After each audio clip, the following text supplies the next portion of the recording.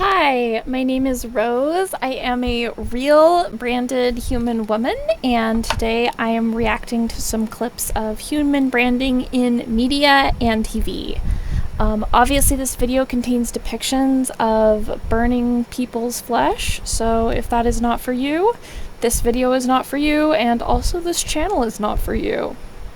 So the first clip we're going to look at today is from the Pitt Season 2, Episode 5.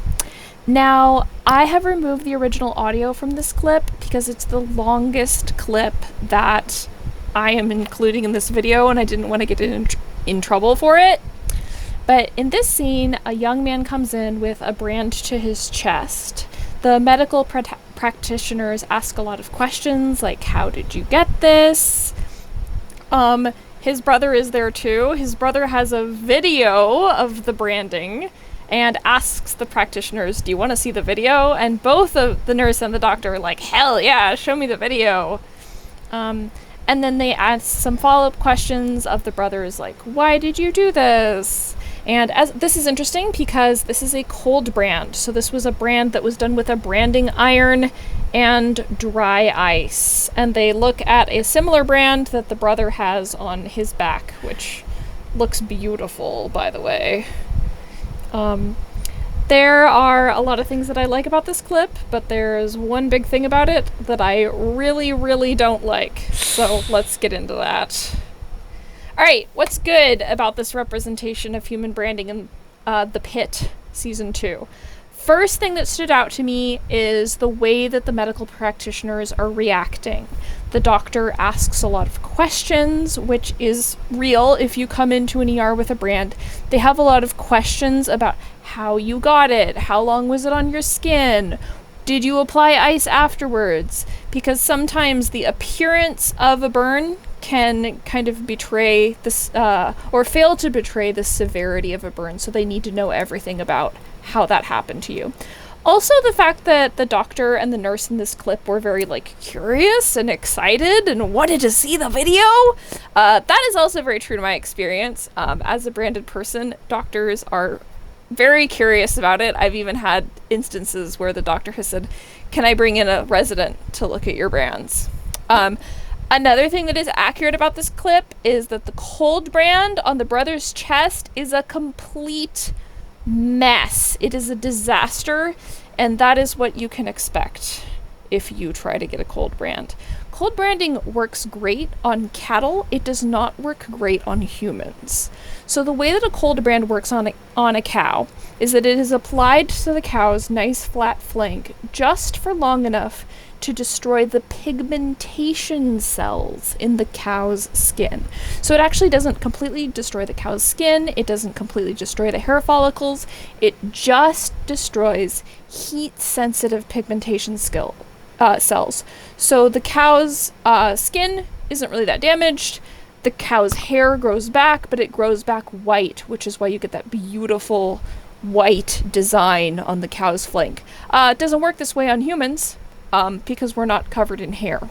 So to burn a human with cold, you actually have to be burning the skin away, and it's not the same result. It's a recipe for necrosis. So do not do this. Also completely accurate that this would be an ER-worthy visit. Cold branding is, like I said, it's a recipe for tissue necrosis and nothing else. I've heard people claim that they have a cold brand and it was good results. I haven't really seen any compelling proof of that with my own eyes. The con is the brother has a brand, which I don't know if that is meant to be a cold brand or if it was meant to be a hot brand, but it's definitely a strike brand because they use the same branding iron. The problem with this is it looks way too good. That level of hypopigmentation, that level of whiteness is very unrealistic. This just looks like something that was painted on him with whiteout, and I don't like this because it gives you the idea that you're going to be able to brand yourself with a branding iron and get this good of a result with the really cleanly demarcated fine lines and the high color contrast. It's not that good. So just for the appearance of the brothers brand, I'm knocking off 3 points. This is going to be a 7 out of 10. Our next clip is from Key and Peele, and this is a short called Bros Branding Bros. There's a lot of things to like about this one. Oh man, I forgot the pie. Yeah! Oh. Oh man, I mean, you know that could be a rocket ship. Okay, what's good about this clip? What's realistic? First of all, branding is very common in Greek life in the United States in the fraternity system, and it is in particular very common in black fraternities or fraternities at historically black colleges and universities. In another video, I have talked a little bit about how in general, black people tend to get better results branding in comparison to white people, and so that makes sense. Obviously, I would prefer that all of the fraternity brothers all go to a professional studio and make a day of it and get their brands done by a licensed, trained, insured body modification artist. Or I would love it if frat bros could invite an artist to their frat to brand them instead of just doing it amateur themselves, because there's a lot of risk involved with that. But something that I like about this clip is that the participants are excited, you know. They're like, oh, yeah, let's do it. So that's realistic. You know, this is a context in which branding is being used as a tool to bring people together, not as a tool of torture or control. Obviously, the result that they got is unintended and not something that they wanted, which is very accurate for strike branding. And it is also very accurate for amateur strike branding. Very high chance that you're going to get something that you don't want that is now on your body for life. So that's very true. That's very accurate. And I also want to point out that most branding done in studio, most professional branding is not strike branding. And one of the reasons that strike branding isn't how most people get their professionally done brands is because it doesn't really make sense to buy or manufacture a piece just for one person. However, strike branding doesn't make sense if you're branding multiple people with the same design as they do in the Greek life. So that makes sense for the context of this clip. What I don't like about this is where's the fire? Because these guys appear to be in a dorm room. So I don't understand how they would have a fire in their dorm room and it wouldn't be like creating so much smoke that they would pass out. Another thing that I didn't like about that clip is when they pull the iron away, the brand is red. It shouldn't be red. It should be, at least in my experience, when you get a strike brand, your skin is black. Because, you know, there's no blood, you're not bleeding, your skin is charred off. Also, around the brands, there was a lot of flushing. There was a lot of bright irritation and redness where the skin has become engorged with blood. That would be accurate, but not for 2 seconds after the iron is pulled off. Your body needs some time to deliver all that blood to the area that creates that flushing. So overall, this is pretty good. I'm gonna give it a 5 out of 10. It's true on the context, but the way that the brand looks when they pull it away, and just the logic of how would you do this in a dorm room without dying of smoke inhalation. I actually, it's not that good. I'm gonna give it a 5 out of 10. Okay, the next clip is from Pirates of the Caribbean. This isn't actually a clip, it's just a photo, because, you know, we don't see the brand happening in the movie, we just see the brand itself. And let's talk about it. Alright, what's good about this? The scar looks realistic. It looks like a scar that you would get from a strike brand. I am concerned that it's a little small. I would think that they would have done it bigger, because something that small, you could really easily just deface or burn over it, or even cut it off your skin if you didn't want to be identified as a pirate.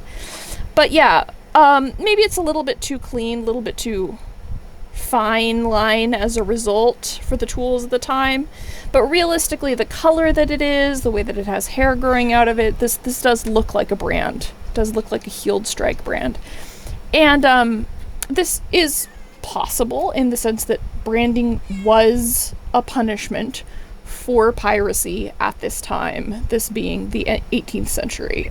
Branding was used as a punishment for a variety of crimes in the British Isles, and piracy in international waters. Something really crazy at this time was that the East India Company was basically given by the British government state-like law enforcement powers. So even though the East India Trading Company was a private corporation motivated by nothing other than greed, they were allowed to, like, arrest people and conduct trials that weren't really trials. They could basically arrest people and determine that those people were criminals, and not only brand them, but also execute people that they determined to be criminals. Cons for this is, even though this did happen, I wouldn't say I have not found evidence that it was particularly common or standard, and it would have been on the forehead. I understand why the production team didn't want to put a P on Johnny Depp's forehead, on his handsome forehead. But yeah, should have been on the forehead. Which also, you know, if you think at the time, if you had something on your arm with the clothing of the time, that would have been covered up anyway, right?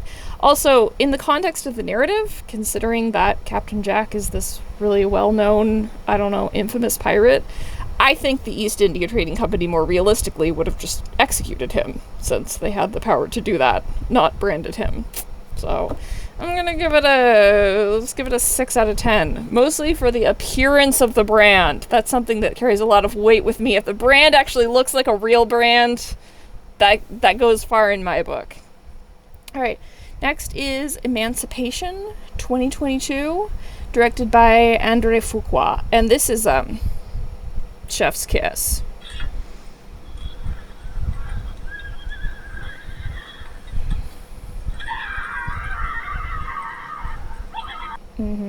So there's so much to love about this. First of all, the tool they're using, the iron, looks realistic. Wood fire, that's realistic. The next thing about this, and I'll give you more detail about this in a minute, is that this absolutely did happen. And unlike in the case with Captain Jack, this isn't like, oh, this is something that, like, technically could have happened. This is something that happened a lot. And I think something that's really good about this clip is we see that there is one enslaved human being branded, but then there's also all these other enslaved humans around that are passively observing this happening. And I think this is very truthful because it demonstrates how branding was used as physical torture for the people that were branded, but it was also used as psychological torture for even those that didn't get branded. You didn't have to brand everyone for everyone to be psychologically terrified and traumatized by seeing that happening and knowing it could happen to them. Yeah, once again, this was extremely common during slavery in the United States. The Confederates used branding during the American Civil War as well. And in fact, during the transatlantic slave trade, the same enslaved humans could be branded by slave catchers, and then they could be branded by traffickers, and then again they could be branded by buyers. So once again, I don't think we have enough representations of branding in media that represents American history, because it was in fact extremely common. So yeah, there's so much to love about this. There's absolutely no cons. It's perfect. Actually doing research for this video, I watched a lot of interviews with the director of this movie, Anton Fuqua, and that just kind of reaffirmed for me something else that's very important to me about this representation, is that this was a representation of branding that doesn't kind of just exist as like attention-getting or some kind of like dramatic exploitation porn, but it's a representation of branding that exists within the context of a larger media work that simultaneously represents the dehumanization of people via branding as an act of torture, but also humanizes the people that are getting branded. So not only is this clip itself a fantastic 10 out of 10, but also the context of the movie in which this clip exists is very important for the truthfulness of this clip. So 10 out of 10, no notes. Alright, we're gonna watch a clip from a horror movie called Pledge that was released in 2015.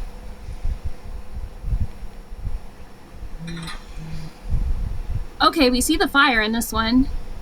I resign. Was president, I'm going to need you to make a decision here. Right. I resign. Do we brand you? I think there's some confusion here. Time's up.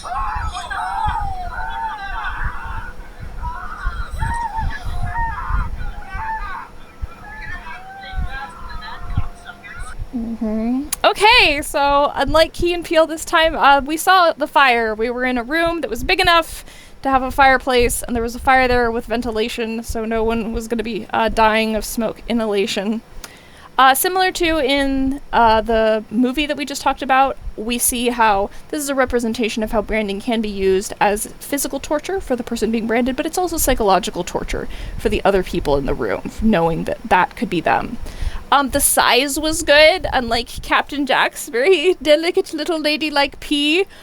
This was a good-sized branding iron, creating a good-sized brand, which is something that you would want for a strike brand to maximize your chance of clarity, either on an animal or a human. Something that I will say about this clip is, I don't know if you noticed this, but the iron was not red hot, it was dark. Which is accurate, because even if the branding iron is not red hot, you still can be burned by it. The strike brand iron doesn't have to be visibly red or yellow to burn you and create a brand. The brand was red, though. That's the problem. Once again, in my experience with strike branding, when the iron is pulled away from your skin is not red, it's not blood, it's not guts, it's black. Your skin is burned and charred. Also, that guy, he was not held down, he was not restrained, he was wiggling all over the place, he was moving as you would. And so when they pulled the iron away, basically the brand looked too defined. It wouldn't be that defined with the victim wiggling around that much. And I can't think of a reason why the victim wouldn't wiggle around in that case. So, yeah. It looked too good for the amount of wiggling. I'm gonna give it a 7 out of 10. Alright! Criminal Minds, episode 6, season 19. Or was it episode 19, season 6? Yeah, I think it was episode 19, season 6. I believe this is the last episode of the season. Ink. North Koreans can't afford ink. Is that true? No. They brand themselves. Do they? Soundtrack is doing some heavy lifting here.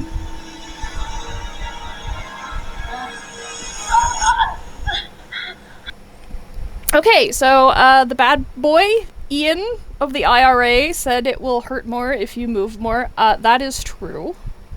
The more you move, the longer the brand will take, and the more it will hurt, and probably the worse you will be scarred. I guess in most contexts that probably wouldn't work to tell someone that if you're torturing them, but I assume that an FBI agent like Emily Prentice would probably have the knowledge and the mental fortitude to stay still in order to minimize risk to herself. Another pro that I liked about this is finally we're seeing a brand that's not a strike brand. It's a brand that's being done with a pen-like tool. I don't know what that machine was. Was it a soldering iron? Was it a word braiding iron? I don't know. But, as I mentioned before, studio brands are typically not done as strike brands, even though that's what we most often see in media. A lot of studio brands are done with a pen-like tool, such as a cautery pen. What did I not like? North Koreans can't afford ink? I don't think that's true. Because you can tattoo someone with wood ash. I mean, we find tattoos on cavemen. The only thing you need to do to give someone a tattoo is wood ash and a turkey bone. So that doesn't make sense to say, oh, North Koreans can't afford to tattoo people, but they can't afford to brand people. Especially considering that the apparatus that he was using for branding looked to be a machine that I assume is expensive. As far as I can tell from research, the IRA did not do this. This bad guy in this episode is a member of the IRA, or was a member of the IRA. I am not aware at all that the IRA ever did this. And maybe that's his thing, maybe it's just the character's thing doing this, but I don't know, that kind of seems like a really weird, thing to just pull out of your ass as being like, oh, this is what I do as a bad boy. Also, I think that this scene is a little bit exploitative because I really don't think it makes sense in the context of the narrative. If I remember correctly from this episode, Ian Doyle is planning on killing Agent Emily Prentice. So, doing this little design of a 4-leaf clover on her before killing her, what purpose does it serve? Often when people are branded they, as victims of exploitation, they are branded as a message to other people that they continue to interact with, which that it wouldn't be serving that purpose to inscribe your personal symbol on a woman if you're then just gonna kill her, unless you're trying to take credit for her murder. And if his purpose was just to torture her, I think there are more painful ways to torture a person, and more painful and less time-intensive ways to torture a person. So, I'm not wild about it. I'm giving this one a 2 out of 10, because North Koreans can't afford ink makes 0 sense. Alright, this is a clip that was just suggested to me by the YouTube algorithm, and I ended up having a lot of feelings about it. Idag следующее.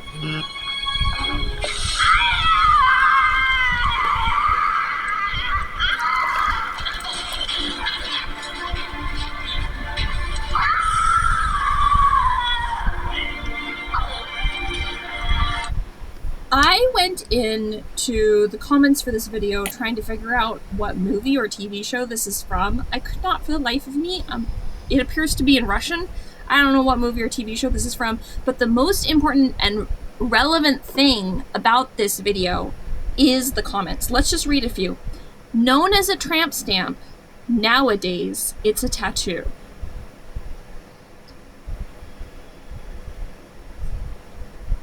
I branded my girlfriend in a similar fashion with my initials. Only, I put the brands on her booty. They should bring that back for people who cheat on their wife or their husband. Branding? Hell, that's just good business. I want my customers to know they're getting good ass. I always brand my merchandising.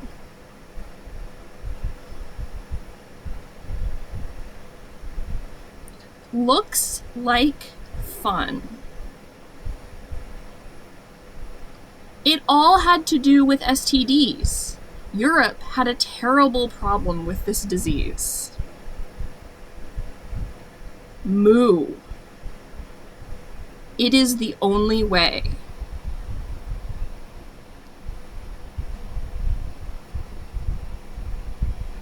I do love the music, as these young sinners are being marched to their just punishment. Women should be held to a higher standard and deserve harsh punishment for any sinful behavior. These women didn't have to become prostitutes/sinners. They chose that job and therefore should pay the price for their sin. This Dubois woman is quite a hottie, and could probably get a good man if she gave up her sinful lifestyle.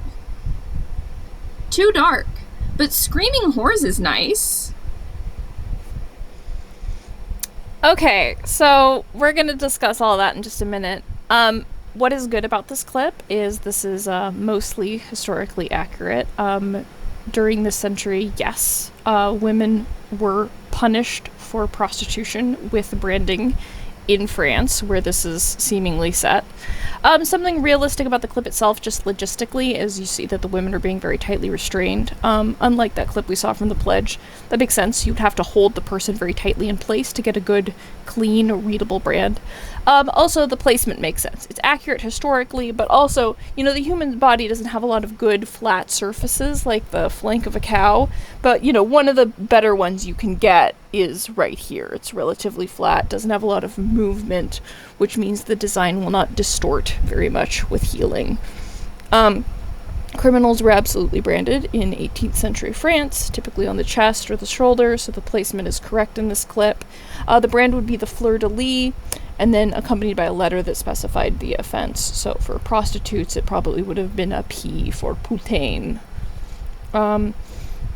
Should be 2 marks, not 1. That's one of the cons. It should be the fleur-de-lis and plus a second brand indicating the woman's offense. But obviously, this is very true in a sense, and it's even true today in the sense that victims of sexual and economic exploitation still can be branded and are branded. This is actually a screen cap of an article on NBC about a doctor who branded 17 women who were members of a multi-level marketing scheme. And fun fact, she didn't even go to jail for doing that. So yeah, overall score for this clip, 9 out of 10. Only problem with it is it should be 2 brands, not 1. But now let's talk about those comments. Branding is no longer a tool of law enforcement.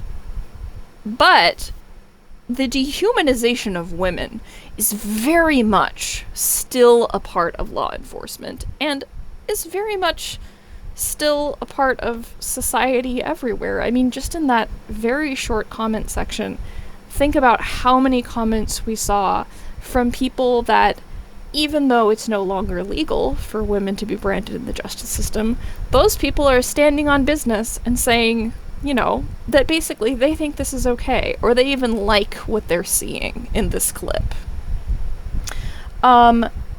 I, as a branded woman, get a lot of reactions from people that are angry that I, being an adult human being, made the decision to do something that they don't like to my body.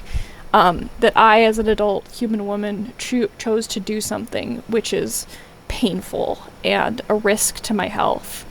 Which I really struggle to understand how people can simultaneously be so vitriolic about my decision to do something dangerous to myself when there are so many people in society that openly advocate for bad or worse things to be done to women, and we live in a society in which bad or worse things are indeed done to women, including in the justice system.